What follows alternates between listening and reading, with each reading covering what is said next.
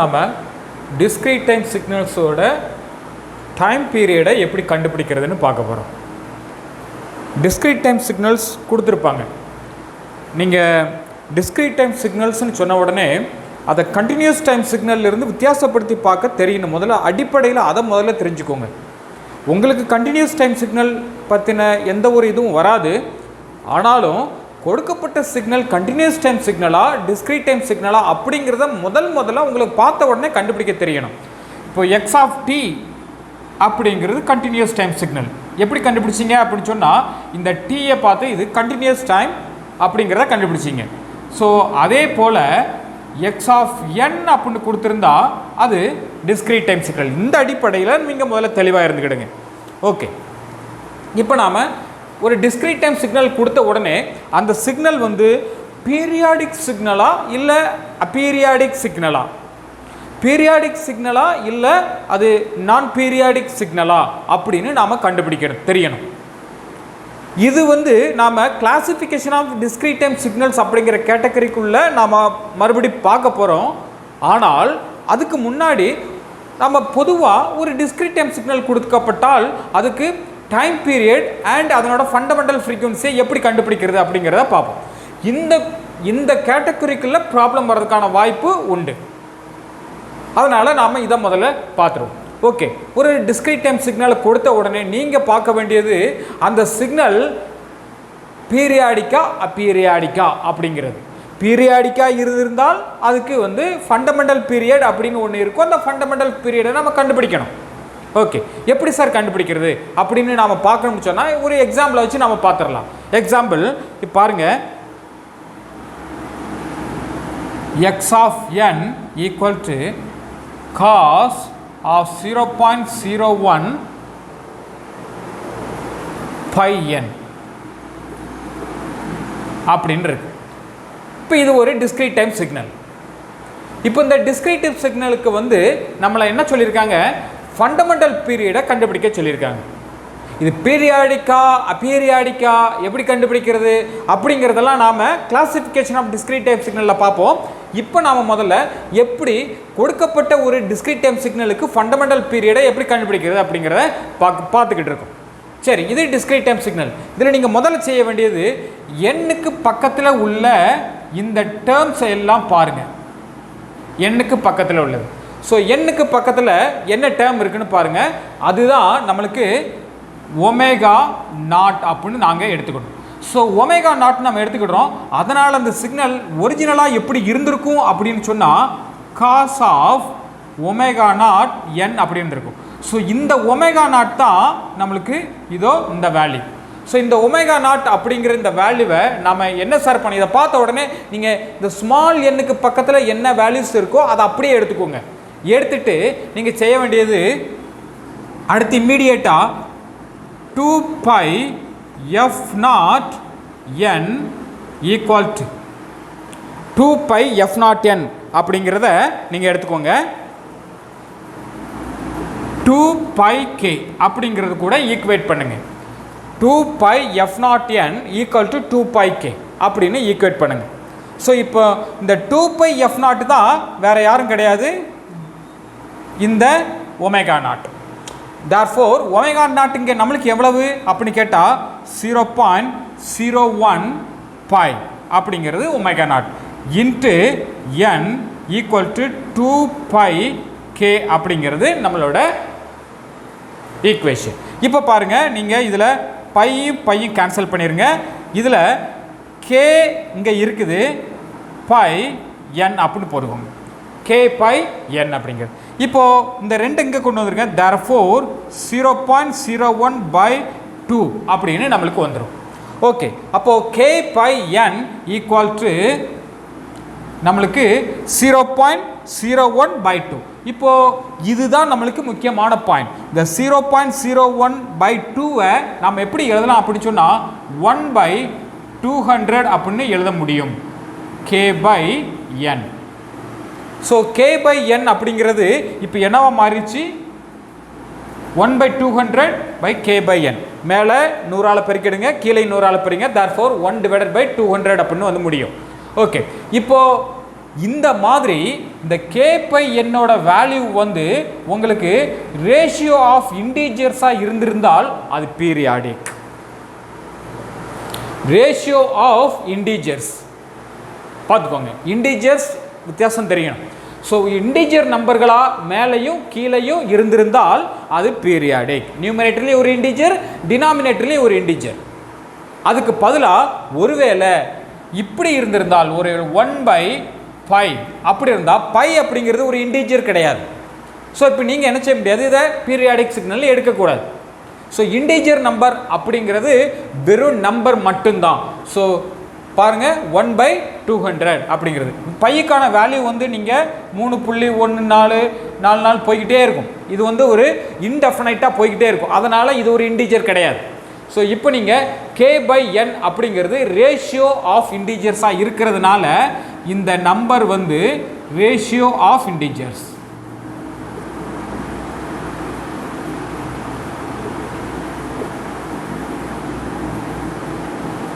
அப்படின்னு இருக்கிறதுனால therefore இது பீரியாடிக். ரேஷியோ ஆஃப் இன்டிஜராக இருந்ததுனால பீரியாடிக், அப்படி இல்லைன்னு சொன்னால் பீரியாடிக். ஓகே, பீரியாடிக் அப்படின்னு கண்டுபிடிச்சாச்சு. பீரியாடிக்காக இருந்திருந்தால் இதுக்கு ஒரு ஃபண்டமெண்டல் பீரியட்னு ஒன்று இருக்கணும். அது எவ்வளவு அப்படின்னு கேட்டிங்கன்னா எண்ணுக்கு நேர என்ன இருக்கோ அதுதான் அதனோட period. therefore fundamental period equal to 200. இந்த n அப்படிங்கிறது என்னதுல ஃபண்டமெண்டல் பீரியட்.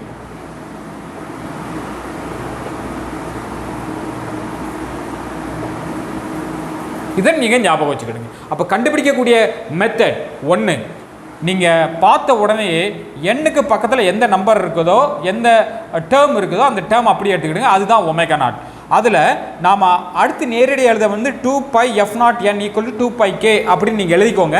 எழுதினதுக்கு அப்புறம் இந்த 2πf0 தான் ஒமேகா நாட். therefore நீங்கள் அந்த எண்ணுக்கு பக்கத்தில் உள்ள டேர்மை எடுத்து இங்கே போட்டுக்கோங்க. ஸோ போட்டதுக்கப்புறம் இந்த எதை உங்களால் சிம்பிளிஃபை பண்ண முடியுமோ பண்ணிவிட்டு k/n அப்படிங்கிறத கண்டுபிடிங்க. k/n ஈக்குவல் டு என்னதுன்னு பாருங்கள். அதை உங்களால் ரேஷியோ ஆஃப் இன்டிஜரில் எழுத முடியுதான்னு பாருங்கள். இந்த இதை பார்த்த உடனே ஓ இது வந்து இன்டிஜராக இல்லையே 0.01 அப்படிங்கிறதுனால இது இன்டிஜர் இல்லைன்னு நினச்சிடாதீங்க. ஸோ இப்போ நீங்கள் இதை 100ஆல் பெருக்கி இது 100ஆல் பெருக்கினா ஸோ நம்மளுக்கு இன்டிஜர் வந்தாச்சு. ஸோ 1/200 அப்படிங்கிறது 3.141414 போய்கிட்டு இருக்கிற நம்பர் மாதிரி இந்த 0.01 போய்கிட்டே இருக்கக்கூடிய ஒரு நம்பர் கிடையாது.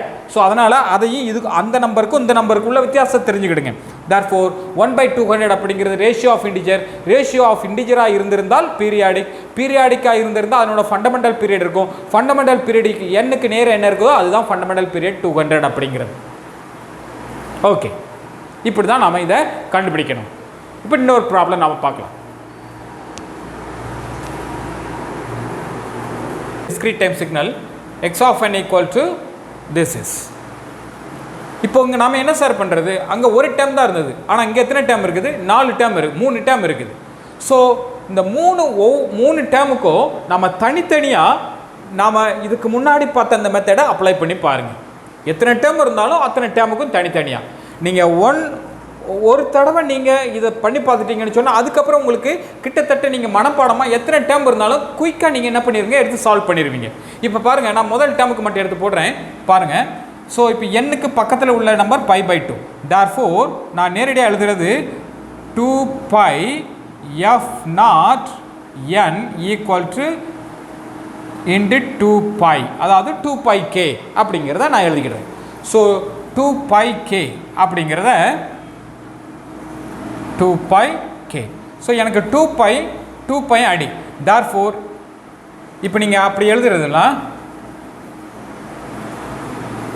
2πf0n equal to 2πk. So 2πf0க்கு பல எண்ணுக்கு பக்கத்தில் உள்ள நம்பர் π/2. therefore π/2 இன்ட்டு இந்த π/2க்கு பதிலாக 2πf0க்கு பதிலாக π/2 into n equal to 2πk அப்படின்னு போட்டது. ஸோ இப்போது நாம் நேரடியாக என்ன பண்ணிடலாம், π/2 இன்ட்டு 2π ஈக்குவல் டு k/n. இப்போ இதை நீங்கள் நேரடியாகவே எழுதிடலாம். ஏன்னா இதை பார்த்த உடனே உங்களுக்கு தெரியும் 2πk. அப்போ k/n அப்படிங்கிறத இந்த நம்பர் டிவைடட் பை 2πன்னு போட்டாலே உங்களுக்கு முடிஞ்சிடும். ஸோ அதை நேரடியாக எழுதலாம். பட் இது எழுதும் போது நம்மளுக்கு ஒரு கிளியாரிட்டி கிடைக்கும். ஸோ பாருங்கள் இப்போ π/2 இன்ட்டு இங்கே π அடி, தேர்ஃபோர் 1/4 ஈக்குவல் டு k/n. இப்போது இதில் ஒரு மாற்றம் பண்ண போகிறேன். என்ன சார் அப்படின்னு கேட்டால், இது ஒரு பார்ட், இது ஒரு பார்ட், இது ஒரு பார்ட். இப்போ இந்த பார்ட்டுக்குன்னு ஒரு ஃபண்டமெண்டல் பீரியட் இருக்கும். அதனால் அதை நான் n1ன்னு வச்சுக்கிட்டேன். தேர்ஃபோர் n1 அப்படின்னு சொல்லி. ஸோ n1 அப்படிங்கிற fundamental period equal to 4. So 1 முடிஞ்சது. இப்போது அடுத்து பாருங்கள், ரெண்டாவது இதுக்கு பார்க்கலாம். ஸோ இப்போது இதுவும் நான் நேரடியாக எழுதுகிறேன் பாருங்கள். இந்த பீரியட் பை 2π அப்படின்னு போடுறேன். π/8 இன்ட்டு 2π ஈக்குவல் டு k/n.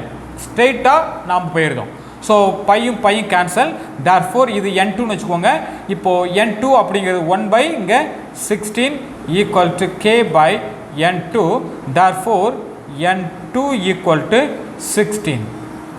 இதையும் நான் ஸ்ட்ரெயிட்டாக பண்ணிடுறேன். நீங்கள் எத்தனை டேம் உங்கள் தனித்தனியாக இருந்தாலும் அதை பற்றிலாம் ஒரி பண்ண வேண்டாம். எண்ணுக்கு பக்கத்தில் எந்த டேம் இருக்கோ அதை மட்டும் கணக்கில் எடுங்க. தேர்ஃபோர் எண்ணுக்கு பக்கத்தில் π/4 இருக்குது. ஸோ π/4 இன்ட்டு 2π ஈக்குவல் டு k/n3ன்னு போடுறேன். So π cancel. Therefore 1/8 equal to k/n3. Therefore n3 equal to 8. Right. அப்போது இந்த டேமுக்குரிய ஃபண்டமெண்டல் பீரியட், இந்த டேமுக்குரிய ஃபண்டமெண்டல் பீரியட், இதுக்குரிய ஃபண்டமெண்டல் பீரியட், இந்த மாதிரி எத்தனை இருந்தாலும் தனித்தனியாக கண்டுபிடிச்சிக்கிட்டீங்க. ஸோ இப்போ நம்ம பார்த்த உடனே ஃபண்டமெண்டல் பீரியட் ஒவ்வொன்றுக்கு தனித்தனியாக கண்டுபிடிச்சிட்டிங்க. இப்போது இந்த சிக்னல் அப்படிங்கிறது இந்த மூணோட காம்பினேஷன் தான். அப்போ இந்த சிக்னலுக்குரிய ஃபண்டமெண்டல் பீரியட் என்ன சார் அப்படின்னு கேட்டால், இந்த மூணுக்கும் எல்சிஎம் எடுத்துருங்க, அதுவே போதுமானது. தேர்ஃபோர் எல்சிஎம் அப்படிங்கிறத உங்களுக்கு கண்டுபிடிக்க தெரியும். தேர்ஃபோர் LCM ஆஃப் 4, 8, 16 4, 8, 16 இதில் LCM இந்த மூணுக்கும் சேர்ந்து 16. Therefore fundamental period n equal to 16 அப்படிங்கிறது. ஸோ எத்தனை வந்திருந்தாலும் சரி தான், அத்தனைக்கும் நீங்கள் LCM எடுத்துருங்க. LCMோட வேல்யூ என்ன வருதோ அதுதான் ஃபண்டமெண்டல் பீரியட் கொடுக்கப்பட்ட டிஸ்கிரீட் டைம் சிக்னலுக்கு. இந்த மாதிரி எத்தனை டேர்ம் வந்திருந்தாலும் உங்களால் கண்டுபிடிக்க முடியணும். எண்ணுக்கு பக்கத்தில் இருக்க எது இருக்கோ அதை மட்டும் கான்சன்ட்ரேட் பண்ணுங்கள். ப்ளஸ் போட்டோ மைனஸ் போட்டோ எது வந்திருந்தாலும் ஒரி பண்ண வேண்டாம். ஸோ இந்த மாதிரி கண்டுபிடிங்க. இப்போது ஃபண்டமெண்டல் பீரியட் கண்டுபிடிக்கிறது முதல்ல இதுக்கு ஃபண்டமெண்டல் பீரியட்னு ஒன்று இருக்குது. எல்லாத்துக்கும் k/n வந்து ரேஷியோ ஆஃப் இன்டிஜராக இருக்கிறதுனால இந்த சிக்னல் வந்து பீரியாடிக். முதல்ல அதை தெரிஞ்சுக்கணும். எல்லாத்துக்கும் ratio of integer, ratio of integer, ratio of integer, ratio of integer. Therefore the signal is periodic அப்படிங்கறத நீங்க முதல்ல தெரிஞ்சுக்கோங்க. பீரியாடிக்கா இருக்கிறதுனால இதுக்கு ஒரு ஃபண்டமெண்டல் பீரியடுக்கு அந்த பீரியட் வந்து 16 அப்படிங்கறத கண்டுபிடிச்சிருக்கீங்க.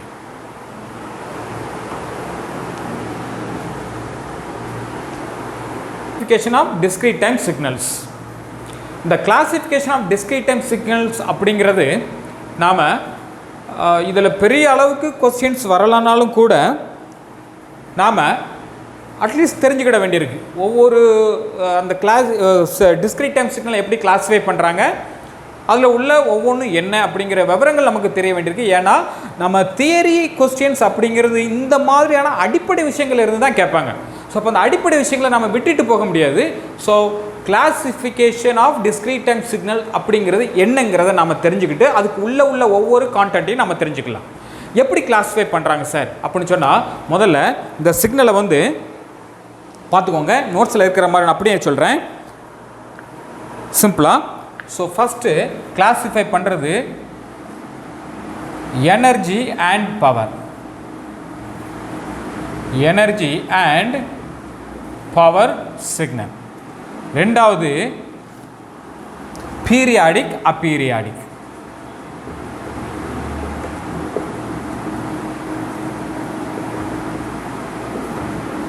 மூணாவது சிம்மெட்ரிக் அண்ட் ஆன்டிசிம்மெட்ரிக்.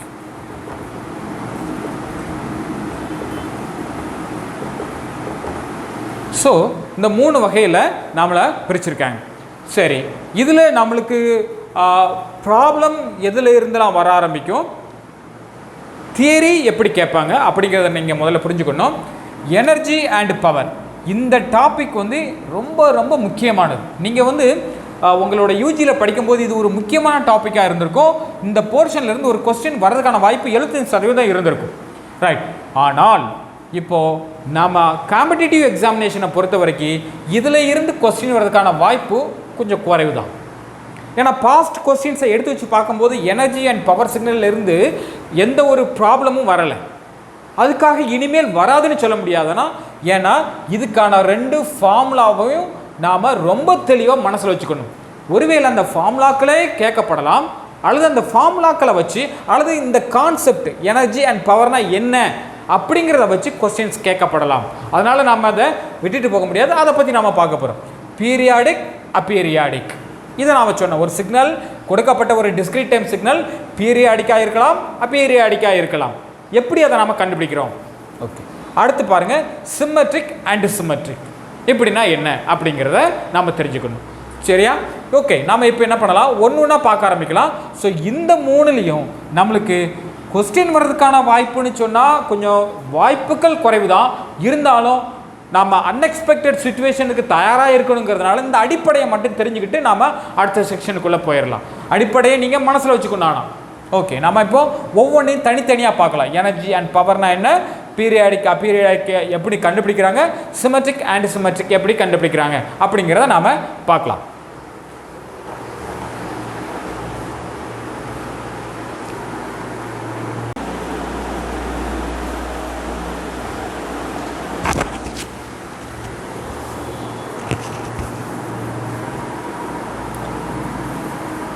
ஓகே, இப்போ நாம் ஏற்கனவே சொன்ன மாதிரி கிளாசிஃபிகேஷன் ஆஃப் டிஸ்கிரீட் டைம் சிக்னலில் எனர்ஜி அண்ட் பவர் சிக்னல் அப்படிங்கிறத என்னென்னு நாம் பார்த்துடலாம். அதில் நம்ம மொத்தம் கிளாசிஃபிகேஷன் ஆஃப் டிஸ்கிரீட் டைம் சிக்னலில் 3 பார்த்தோம். ஒன்று energy and power, periodic aperiodic, symmetric and symmetric, right. இதில் நாம் எனர்ஜி அண்ட் பவர் அப்படிங்கிறத நம்ம என்னென்னு பார்க்கலாம். இந்த 2க்கும் நீங்கள் அடிப்படையில் தெரிஞ்சிருக்க வேண்டியது இந்த ஃபார்முலாக்கள், 2 ஃபார்முலா. ஒரு சிக்னல் எனர்ஜியா பவரா அப்படின்னு கண்டுபிடிக்கிறதுக்கு energy is absolutely equal to this is energy of a signal is defined as அப்படின்னு போட்டு நீங்கள் இந்த ஃபார்முலாவை நோட் பண்ணிக்கிட்டுறீங்க. Okay, summation of n ranging from -infinity to +infinity, magnitude of x of n is squared and summed out. சரி, அடுத்து பவருக்கான formula பாருங்கள். P is absolutely equal to limit n tends to infinity 1/2n plus 1 1/2n plus 1 summation of modulus of x of n the whole square. சரி, ஆனால் இங்கே லிமிட்டை பார்த்துக்கணுங்க. n இருந்து -nலேருந்து +n வரைக்கும். So limit application ரொம்ப முக்கியம், ரைட். இந்த 2 ஈக்குவேஷன் நல்லா தெளிவாக மனப்பாடம் பண்ணி வச்சுக்கோங்க. இதில் இருந்து உங்களை மேக்ஸிமம் ஒரு சிக்னலை கொடுத்துட்டு அதுக்கு எனர்ஜியா பவரா அப்படின்னு கேட்டது ரொம்ப குறைவு தான். உங்களோட யூஜியில் வேணால் அது ஒரு டெஸ்கிரிப்டிவாக நீங்கள் செஞ்சு ஆன்சரை கொண்டு வந்து அதுக்கு 6 மார்க்கோ இல்லை 12 மார்க்கோ வாங்குகிற மாதிரி பண்ணியிருப்பாங்க.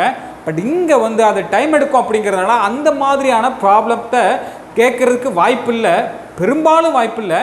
ஆனாலும் நாம் நெக்லெக்ட் பண்ண முடியாது. சினரியோ வந்து சேஞ்ச் ஆகிக்கிட்டே இருக்குது. அதனால் ஒரு சிக்னலை கொடுத்துட்டு எனர்ஜியா பவரானு கேட்டு அவன் 4 ஆப்ஷனை கொடுக்கறதுக்கு வாய்ப்பும் இருக்குது. நாம் அதை அப்படி கேட்கவே மாட்டாங்க அப்படின்னு ஒதுக்கிட்டு போக முடியாது. ஓகே, இப்போ நாம் ஒரு சிக்னல் வந்து எனர்ஜியா பவரானு கண்டுபிடிக்கிறதுக்கு 2 ஃபார்முலாவையும் அப்ளை பண்ணி பார்த்து 2க்கும் என்ன வேல்யூ வருதுன்னு பார்க்கணும். பார்த்ததுக்கு அப்புறம் இந்த கண்டிஷனை அப்ளை பண்ணி பார்க்கணும். இந்த கண்டிஷன் என்ன சொல்லுதுன்னு பாருங்கள். E is finite. If E is finite, power வந்து 0வாக தான் இருக்கும். இஃப் E is finite, நீங்கள் இந்த ஃபார்முலாவை அப்ளை பண்ணி ஈக்கோட வேல்யூவை நீங்கள் கண்டுபிடிக்கும் போது, அதாவது எனர்ஜிக்கோட வேல்யூவை கண்டுபிடிக்கும் போது ஃபினைட் வேல்யூவை கொடுத்ததுன்னு சொன்னால், அதாவது நான் ஜீரோ வேல்யூவை கொடுத்ததுன்னு சொன்னால் உங்களுக்கு அது வந்து எனர்ஜி சிக்னல் அப்படின்னு முடிவு பண்ணிடலாம்.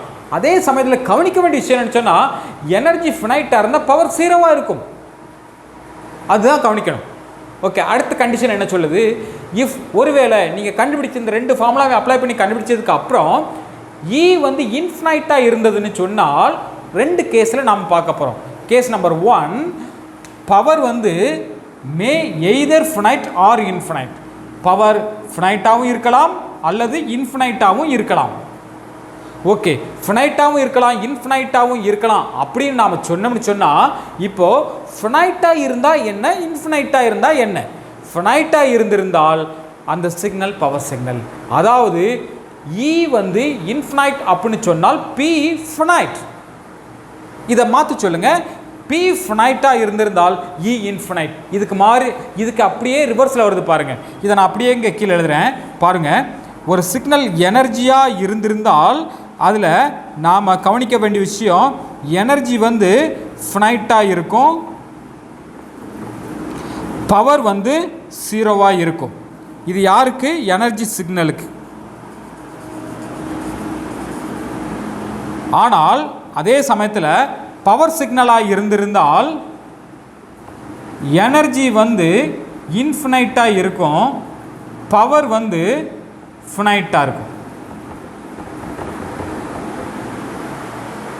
Power finite, energy infinite. பார்த்துக்கோங்க. ஸோ இதை நாம் மனசில் வச்சுக்கோங்க. ஓகே, இந்த கண்டிஷன்ஸ் இதை நம்ம மனசில் வச்சுக்கிட்டு, இந்த கண்டிஷன்ஸ் ரொம்ப முக்கியம். இந்த கண்டிஷனுக்குள்ளே அடங்கலை அப்படின்னு சொன்னால் நெய்தர் பவர் நார் எனர்ஜி அப்படின்னு நீங்கள் முடிச்சிடலாம். இந்த கண்டிஷனுக்குள்ளே அடங்காத பட்சத்தில் நெய்தர் பவர் நார் எனர்ஜின்னு சொல்லி நீங்கள் முடிச்சிடலாம். ஓகே, இப்போ நாம் என்ன பண்ணலாம், இந்த எனர்ஜி அண்ட் பவரை நாம் கண்டுபிடிச்சி அதை எப்படி கண்டுபிடிக்கிறது அப்படிங்கிறத நம்ம பார்க்கணும் அப்படின்னு தேவையில்லை.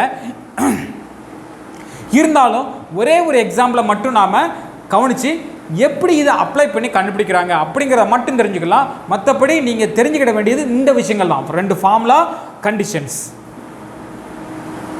ஓகே,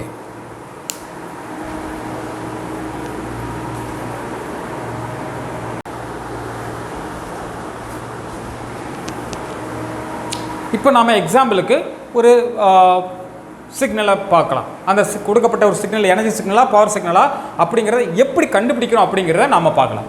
ஓகே, இப்போ சிக்னல் பாருங்கள். x of n = 1/3 whole power n u of n. இதுதான் அந்த சிக்னல்.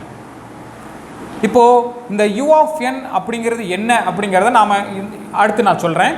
இப்போது நீங்கள் தெரிஞ்சுக்கிட வேண்டியது, இந்த x of n = 1/3 whole power n u of n அப்படிங்கிற இந்த சிக்னல் வந்து எனர்ஜி சிக்னலா பவர் சிக்னலா அப்படிங்கிறத நாம் பார்க்கணும். ஓகே, நீங்கள் அதுக்காக முதல்ல செய்ய வேண்டியது, ஃபஸ்ட்டு நம்ம எனர்ஜியை கண்டுபிடிப்போம். So energy absolutely equal to summation of n ranging from -infinity to +infinity magnitude of x of n the whole square. Okay, u of n அப்படிங்கிறது ஒரு unit step signal. u of n அப்படிங்கிறது ஒரு unit step signal. Okay, unit step signal வந்து என்றைக்கும் பாசிட்டிவில் மட்டும்தான் இருக்கும் அப்படிங்கிறத இங்கே மனசில் வச்சுக்கோங்க. இப்போ நாம் இதுக்கு கண்டுபிடிக்கலாம்.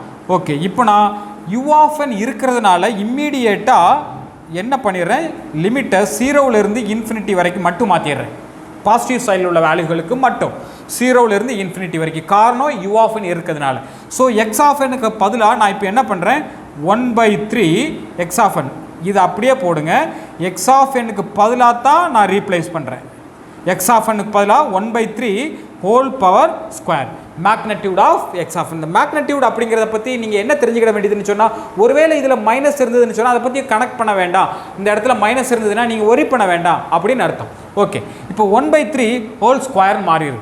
ஓகே, ரொம்ப சிம்பிளாக வந்துடுது. இப்போ பாருங்கள், summation of n is 0 to infinity 1/9. இப்போது நம்மளுக்கான ஃபார்முலா என்ன சொல்லுது அப்படின்னு சொன்னால், இதில் 1/3 ஹோல் பவர் n அப்படிங்கிறது அதுலேயே ஒரு பாயிண்ட் 1/3. இப்போ நான் என்ன பண்ணிக்கிறேன், இதை இன்டர்சேஞ்ச் பண்ணி இதை கொண்டு வந்தோம்னு சொன்னால் இந்த n அந்த பக்கம் போயிடும், ஸ்கொயருங்க வந்துடும். தேர்ஃபோர் 1/9 ஸ்கொயர் அப்படின்னு மாறி, sorry 1/9 to the power n அப்படின்னு மாறிடும். அப்போது something to the power n அப்படின்னு இருக்குது. அதை நாம் சம் அப் பண்ணணும். எதுலேருந்து எது வரைக்கும்? 0லேருந்து இன்ஃபினிட்டி வரைக்கும். அதுக்கு ரெடிமேடாக நம்ம கையில் ஒரு ஃபார்முலா இருக்குது. என்னன்னு சொன்னால் summation of n ranging from 0 to infinity a to the power n equal to 1 by 1 minus a அப்படிங்கிறது. இதை நீங்கள் மனசில் வச்சுக்கோங்க. ஸோ இந்த ஃபார்முலாவை மனசில் வச்சுக்கிட்டிங்கன்னா இதை பாருங்கள் அப்படியே இருக்குது. இந்த இடம் a to the power n அப்படின்னு இருக்குது. therefore நாம் இப்போ என்ன எழுதிடலாம்? நேரடியாகவே e is absolutely equal to, நல்லா பாருங்கள், 1 divided by 1 minus a. ஏக்கு பதிலாக 1 by 9 இருக்குது. ஸோ எப்படி இந்த இடத்துல பார்த்தாலே தெரியுது e வந்து ஃபினைட் வேல்யூ தான் கொடுக்கும்னு சொல்லி. எக்ஸாக்டாக எவ்வளோ சார் அப்படின்னு கேட்டால் மட்டும் நீங்கள் எண்ணி பண்ணி போடுங்க. therefore 9 மேலே போயிடுது, கீழே 9 minus 1 8 அப்படிங்கிறது வருது. ஸோ இதுதான் நாம் இது பண்ணணும். ஸோ இப்போ நீங்கள் உங்களுக்கு நல்லாவே தெரியுது e வந்து என்னவா இருக்குது? ஃபினைட் அப்படிங்கிறது தெரியுது. e finite. ஆனால் நாம் இதோட நிறுத்திக்கிட முடியாது, பவரையும் செக் பண்ணணும். அப்படின்னா தான் நம்ம ஒரு கண்டிஷனுக்கு வரணும், கண்டிஷனை செக் பண்ண முடியும். ஓகே, இப்போ பவரை நம்ம செக் பண்ணிடலாம்.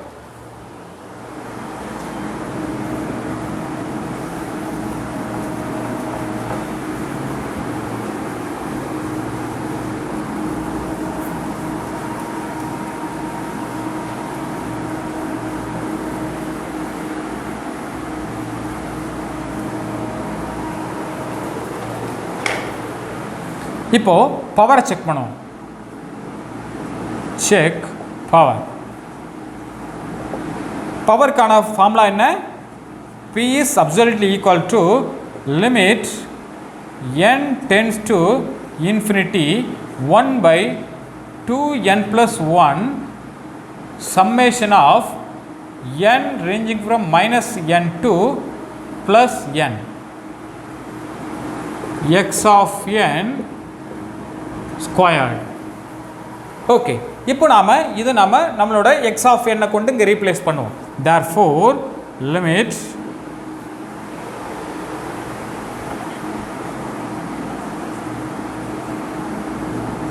இந்த லிமிட் அப்ளை பண்ணும்போது மட்டும் ரொம்ப கவனமாக இருங்க. Limit 1 by 2n plus 1 summation of n வந்து நல்லா கவனிங்க, minus n to plus n. ஆனால் நம்மளோட கொடுக்கப்பட்ட சிக்னல் என்னது? X of n equal to 1 by 3 whole power n u of n. u of n இருக்கிறதுனால நாம் புரிஞ்சுக்கிட வேண்டியது நெகட்டிவ் வேல்யூஸ் கிடையாது அப்படிங்கிறது. therefore 0 to n அப்படின்னு மாறிடும். மைனஸ் n-லேருந்து 0 வரைக்கும் உள்ள வேல்யூகளை நான் ஒமிட் பண்ணிடுறேன். therefore 0 to n அப்படிங்கிறதுனால 1 by 3 கவனிங்க, எக்ஸ் ஆஃப் n-க்கு பதிலாக போடுறேன். 1 by 3 ஹோல் பவர் n இதுக்கு ஸ்கொயர் பண்ணிடுறேன். இப்போ நமக்கு ஒரு விஷயம் தெரிஞ்சாகணும், சரியா? ஸோ இப்போ இதனோட வேல்யூ என்ன சார் அப்படிங்கிறது நமக்கு கண்டுபிடிச்சோம். இது நமக்கு பார்த்தாலே தெரியுது, ஆனால் இதுக்கு முன்னாடி உள்ள வேல்யூ அப்ளை பண்ண மாதிரி நாம் இங்கே பண்ண முடியாது இங்கே. ஸோ இப்போ இங்கே என்ன சார் பண்ண வேண்டியிருக்குது? இங்கே நாம் அடுத்த ஒரு ஃபார்முலா நம்மளுக்கு ரெடியாக இருக்குது. என்ன அப்படின்னு கேட்டால் a to the power n, அதை நீங்கள் சம் பண்ணும்போது 0லேருந்து n வரைக்கும் நீங்கள் சம் பண்ணிங்க அப்படின்னு சொன்னால் இதனோட value 1 minus a to the power n plus 1 by 1 minus a அப்படின்னு சொல்லலாம். ஸோ இந்த ஃபார்முலாவை நீங்கள் மனசில் வச்சுக்கோங்க.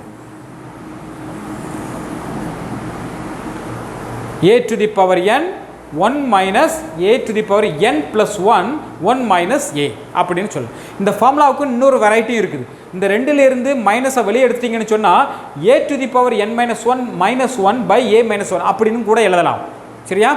ஸோ இன்னொன்று பண்ணுவாங்க, 0 to n minus 1 போடுவாங்க. அப்போங்க என்னன்னு மட்டும் இருக்கும்.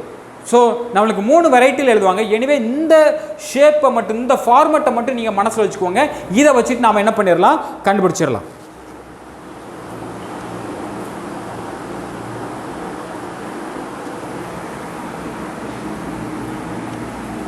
ஸோ இந்த ஃபார்முலாவை நான் அப்ளை பண்ணுறேன். அப்ளை பண்ணால் என்ன கிடைக்கும் அப்படிங்கிறத பாருங்கள்.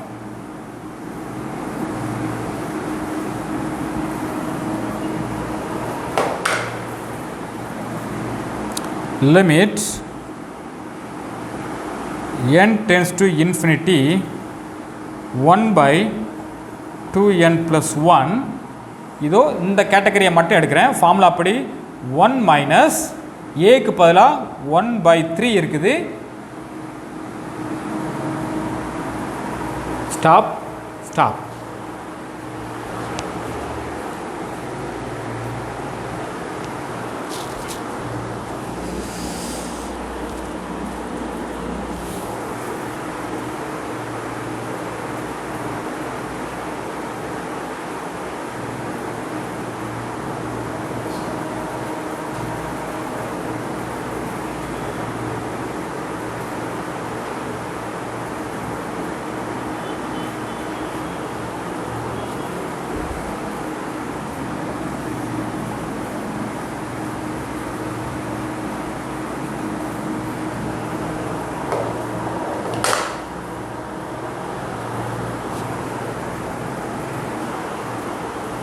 ஓகே, இப்போ பாருங்கள், இதை நான் கொஞ்சம் மாற்றி எழுதுகிறேன். அடுத்த ஸ்டெப்பில் limit n tends to infinity 1 by 2n plus 1 summation of n equal to 0 to n 1/3. இப்போ நம்ம பவரை மாற்றிக்கோங்க. ஸோ 1/3 ஸ்கொயர்னு வந்துடும். இதை n கொண்டு போயிருங்க. ஸோ இதை நான் என்ன பண்ணிடுறேன், இப்போது அடுத்த ஸ்டெப்புக்கு எழுதுறதுக்கு பதிலாக 1/9 அப்படின்னே மாற்றிடுறேன். therefore நீங்கள் 1/9 ஹோல் பவர் n அப்படின்னு போட்டுருங்க. இப்போ நாம் என்ன பண்ணலாம், அடுத்த ஸ்டெப்புக்கு போயிடலாம். நாம் ஏற்கனவே சொன்ன அந்த ஃபார்முலாவை இங்கே கொண்டு அப்ளை பண்ணி பார்த்தீங்க அப்படின்னு சொன்னால், ஸோ இந்த இடம் limit n tends to infinity 1/2n plus 1 ப்ராக்கெட்டில் நான் அந்த ஃபார்முலா அப்ளை பண்ணுறேன். 1 மைனஸ் ஏ அப்படிங்கிற டேர்முக்கு பதிலாக இங்கே என்ன இருக்குது அப்படின்னு சொன்னால் 1/n. ஸோ இந்த டேர்ம் வந்து எப்படி இருக்குது அப்படின்னு சொன்னால் a to the power n. So இப்போது a to the power n அப்படிங்கிறதுனால ஏக்கு பதிலாக 1/9 பவர் n plus 1, இந்த n plus 1 by 1/9 1 மைனஸ் ஏ அப்படிங்கிறது. இப்போ நாம் இதுக்கான வேல்யூவை கண்டுபிடிச்சாகணும். இந்த இடங்களில் தான் உங்களுக்கான குழப்பங்கள் வரலாம். ஏன்னா இந்த மேனிப்புலேஷன்ஸ் தான் ரொம்ப கவனமாக இருக்கணும். இந்த மேனிப்புலேஷன்ஸ் வந்து நம்மளுக்கு தெரியலங்கிற பட்சத்தில் உண்மையிலே இந்த இடத்துல ஸ்ட்ரக் ஆயிடுவோம். இந்த மேனிப்புலேஷன்ஸ்க்கு அவசியமானது ஒரு 3 ஃபார்முலாக்கள். அதை நம்ம எண்ட் ஆஃப் த இதில் நான் உங்களுக்கு கடைசி ஸ்லைடாக போட்டு தரேன். இப்போது ஒரு 3 ஃபார்முலாக்கள் மனசில் இருக்கணும். அடுத்தது ட்ரிகனோமெட்ரிக் சிக்னல்ஸாக இருந்திருந்தால் அதுக்கான ட்ரிகனோமெட்ரிக் ஈக்குவேஷன்ஸில் கொஞ்சம் தெளிவாக இருக்கணும். அடுத்தது இந்த லிமிட் அப்ளை பண்ணும்போது கொஞ்சம் கவனமாக இருக்கணும். நீங்கள் லிமிட்டை கண்ணை மூடிக்கிட்டு நேரடியாக n tends to infinity therefore 1/infinity 0 so therefore 0 into something 0 அப்படின்னு நேரடியாக முடிவு பண்ணுறாங்க. அஃப்கோர்ஸ் நீங்கள் போன வழி சரின்னு எடுத்துக்கிட்டாலுமே கூட முடிஞ்ச வரைக்கும் இந்த n அப்படிங்கிறத வெளியே எடுத்து வச்சு அதை அடி கொடுக்கறதுக்கு நீங்கள் முயற்சி பண்ணி பார்க்கணும். அடுத்து அதை பண்ணதுக்கு முடியலைன்னா தான் நேரடி அப்ளிகேஷனுக்கு நீங்கள் வரணும். ஸோ இப்போ பாருங்கள், இப்போ நம்ம இதுக்கு அடுத்து நம்ம என்ன பண்ணலாம் அப்படிங்கிறத பார்க்க. இதனோட வேல்யூ இப்போ நம்ம இந்த இதனோட வேல்யூ மட்டும் பார்ப்போம்.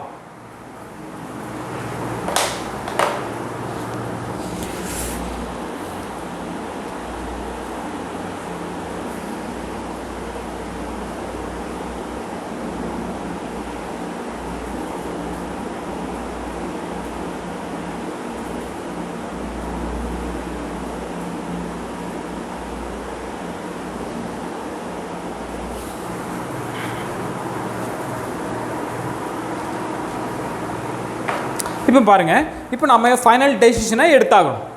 எப்படி சார் எடுத்தாகிறது அப்படிங்கிறது. இப்போ இதில் இந்த ப்ராக்கெட்டில் இருக்கக்கூடிய இந்த பகுதியோட வேல்யூ என்ன இருக்கும் அப்படின்னு உங்களுக்கு ஒரு அனுமானம் பண்ண முடியுதா?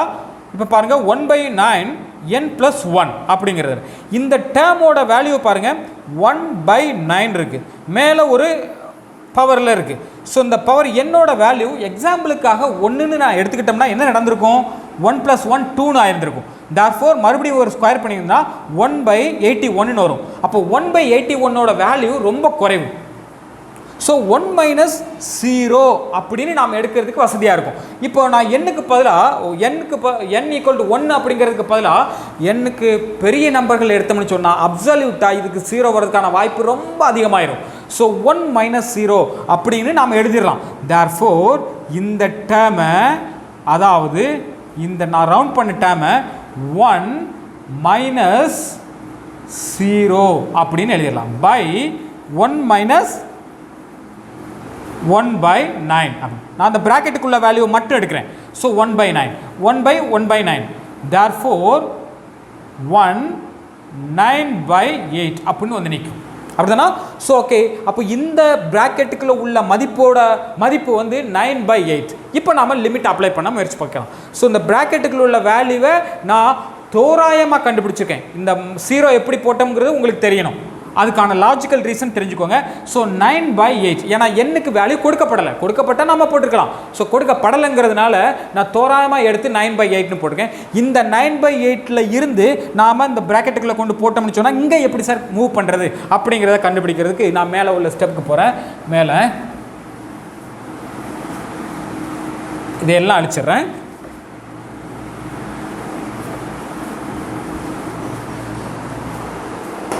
இப்போ பாருங்க.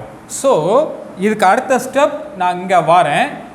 Equal to limit n tends to infinity 1 divided by 2n + 1 ப்ராக்கெட்டில் நம்மளுக்கு 9/8 இருக்கு. இப்போ இதனோட வேல்யூ எப்படி கண்டுபிடிக்கிறது, இதுதான் நம்மளுக்கு பாயிண்ட். ஸோ இதனோட வேல்யூவில் நீங்கள் இதில் என்ன எடுத்தாலும் வரும் அப்படிங்கிறத நமக்கு இப்போ கேள்விக்குறி. ஸோ என்ன பண்ணலாம் நாம் அப்படின்னு கேட்டால், இதில் நேரடியாக எண்ணுக்கு வந்து இன்ஃபினிட்டி போடுங்க. ஏன்னா அந்த எண்ணை வெட்டி கொடுக்கறதுக்கு இங்கே ஒரு வழி இல்லை. இந்த எண்ணை வெளியே எடுத்துகிட்டு நீங்கள் எது பண்ணாலும் மறுபடியும் ஒரு டினாமினேட்டரில் தான் எண் வந்து நிற்கும். ஸோ அதனால் நேரடியாக இதில் எண் அப்ளை பண்ணுறத தவிர இப்போதைக்கு ஒரு வழி கிடையாது. ஸோ அதனால் என் இன்ஃபினிட்டின்னு அப்ளை பண்ணிங்கன்னு சொன்னால் 1/∞ 0 சம்திங் 0.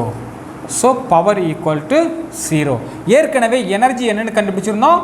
9 எனர்ஜி வந்து இதுக்கு முன்னாடி 9/8ன்னு கண்டுபிடிச்சிருந்தோம். ஸோ இப்போ நம்ம கண்டிஷன்ஸ் எடுத்து பாருங்க எப்படி இருக்குது. எனர்ஜி வந்து ஃபினைட், பவர் 0, தேர்ஃபோர் இது எனர்ஜி சிக்னல் அப்படின்னு முடிவு பண்ணுறீங்க. இந்த முடிவை எடுக்கிறதுக்கு நாம் இந்த ஸ்டெப்ஸ் வழியாக போகணும். இந்த ஸ்டெப்ஸில் கஷ்டமாக இருக்கக்கூடிய பகுதி வந்து இந்த 3 ஃபார்முலாக்களை வச்சு எப்படி அப்ளை பண்ணுறதுங்கிறது தெரியாமல் நீங்கள் ஸ்ட்ரக் ஆகலாம். 1, ட்ரிக்னாமெட்ரிக் வரும்போது அதை எப்படி டீல் பண்ணுறதுங்கிறது தெரியாமல் ஸ்ட்ரக் ஆகலாம். 2, 3வது லிமிட்டை நீங்கள் தவறுதலாக அப்ளை பண்ணலாம். 3. அப்போது இதெல்லாம் எலிமினேட் பண்ணுறதுக்கு நாம் என்ன சார் பண்ணணும்? நீங்கள் ரொம்ப தெரிஞ்சுக்கிடுங்க, ரொம்ப நல்லா தெரிஞ்சுக்கிடுங்க. இந்த 3க்கும் ப்ராக்டிஸ் இருந்தால் ஒழிய உங்களால் என்ன பண்ண முடியாது, ஒரு தெளிவுக்கு வர முடியாது. ஸோ ப்ராக்டிஸ் தான் இதில் முக்கியம். இப்போ நான் சொன்ன இந்த ஸ்டெப்புகளை மட்டும் நீங்கள் தெளிவாக மைண்டில் வச்சுக்கோங்க. நாம் எனர்ஜியாக பவரானு கண்டுபிடிக்கிறதுக்கு இந்த வழியில் தான் போகிறோம். ஒரு 3 சிக்கல் இருக்குது. அந்த 3 சிக்கலையும் தனியாக நோட் பண்ணி வச்சுக்கோங்க. அதை வச்சுக்கிட்டு நீங்கள் எனர்ஜி பவரை டீல் பண்ணிடலாம். இதோட நாம் இதை முடிச்சுக்கலாம். தேங்க்யூ.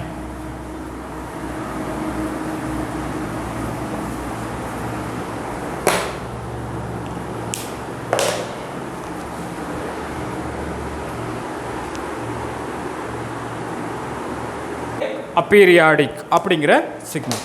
ஓகே, பீரியாடிக்கா அப்படின்னு எப்படி சார் கண்டுபிடிக்கிறது? ஒரு கிவன் சிக்னல் அப்படின்னு சொன்னால் இந்த கண்டிஷன் ப்ரூவ் பண்ணப்பட்டால் அது பீரியாடிக், இல்லைன்னு சொன்னால் அப்பீரியாடிக். ஓகே, இந்த கண்டிஷன் எப்படி ப்ரூவ் பண்ணப்படுறது? நாம் முதல்ல பார்த்த ஒரு சிக்னலை பாருங்கள். x of n equal to cos of 0.01 pi into n அப்படின்னு பார்த்தோம். இப்போ இந்த டிஸ்கிரீட் டைம் சிக்னல் பீரியாடிக்னு நாம் முடிவு பண்ணிட்டோம் ஃபஸ்ட்டு. இப்போது இது பீரியாடிக்னு முடிவு பண்ணால் அந்த கண்டிஷனை நம்ம அப்ளை பண்ணி பார்க்கலாம். அப்போ n வந்து எவ்வளோன்னு கண்டுபிடிச்சிருந்தோம் ஏற்கனவே அப்படின்னு சொன்னால் n 200.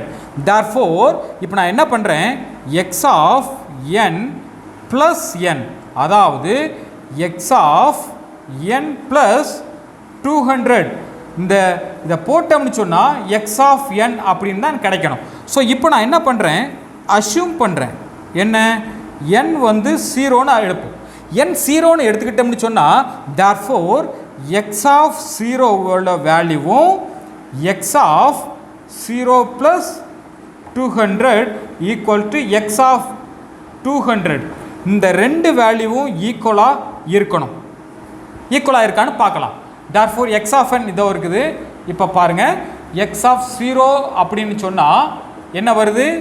nக்கு பதிலாக 0 போடுங்க. cos of 0 நமக்கு 1 கிடைக்கும். அடுத்து x of 200 அதாவது x of 0 plus 200. ஸோ அதனால் 200. therefore x of 200 equal to என்ன வருது? cos of 0.01 into pi into 200.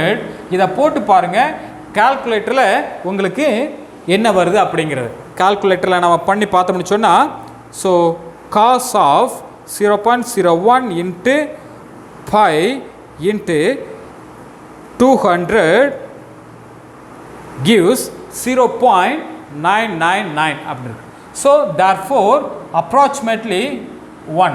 So அது இந்த பை இருக்கிறதுனால ஸோ இதனால் நம்மளுக்கு இப்போது நமக்கு therefore x of 0வும் equal to x of 0 plus 200 equal. therefore this signal is periodic அப்படின்னு முடிக்கிறோம்.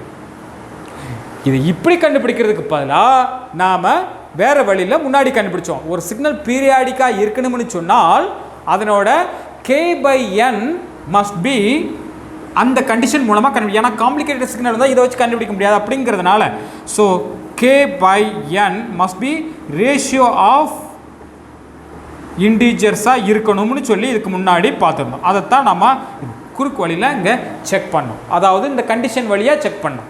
ஓகே, இது பீரியாடிக்கா அப்பீரியாடிக்கா அப்படிங்கிறது. ஒரு சிக்னல் பீரியாடிக்னு சொன்னால் அந்த கண்டிஷன் நிரூபிக்கப்பட்டால் அது பீரியாடிக், இல்லைனா அப்பீரியாடிக். இதை மட்டும் நீங்கள் தெரிஞ்சுக்கோங்க.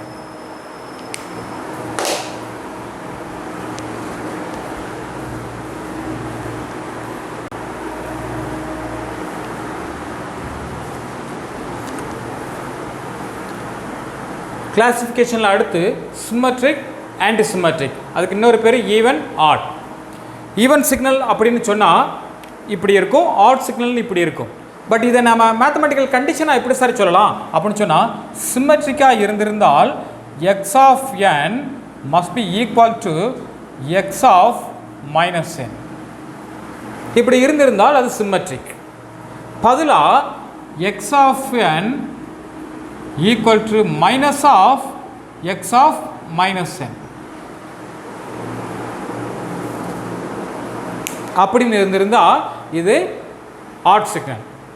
இப்போ பாருங்கள், எக்ஸ் ஆஃப் என்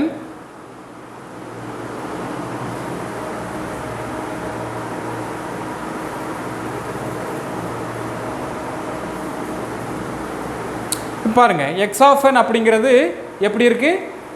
இந்த கண்டிஷனுக்கு இருக்குது. இப்போ பாருங்கள், எக்ஸ் ஆஃப் எண்ணுக்கு பதிலாக 0 போடுங்க. எக்ஸ் ஆஃப் 0 எக்ஸ் ஆஃப் 0 0 தான். எக்ஸ் ஆஃப் 1 போட்டு பாருங்கள். X of 1 X of minus 1 இந்த ரெண்டு ஈக்குவலாக தான் இருக்குது. பாருங்கள், இதுவும் 3 தான், இதுவும் 3 தான். ஸோ ஈக்குவலாக இருக்கும், ஈக்குவலாக இருக்குது. அதாவது இந்த ரெண்டும் ஈக்குவல், இந்த ரெண்டும் ஈக்குவல். இதைத்தான் இந்த கண்டிஷன் சொல்லுது. தேர்ஃபோர் இந்த மாதிரி இருந்திருந்தால் ஒரு சிக்னல் சிம்மெட்ரிக்காக இருக்குது, ஈவனாக இருக்குது அப்படின்னு சொல்லலாம். பதிலாக மாற்றிருக்குது. இப்போ ஒரு எண்ணுக்கு பதிலாக 1 போடுங்க. இங்கே X of 1 equal to minus of X of minus 1. X of minus 1 minus 2 minus 3லாம் இங்கே இருக்குது. இந்த மைனஸ் 1க்குள்ள வேல்யூ மைனஸ் 2ன்னு வந்து முடியும். தேர்ஃபோர் இது ஆட் சிக்னல் அப்படின்னு முடிக்கிறோம். So X of N odd signal. X of 1க்கு பதிலாக X of 1 minus of X of minus 1. X of minus 1 உள்ள வேல்யூ மைனஸ் வேல்யூவாக இருக்கும். ஸோ இப்படி இருந்திருந்தால் இதை ஆட் சிக்னல் அப்படின்னு நாம் சொல்கிறோம்.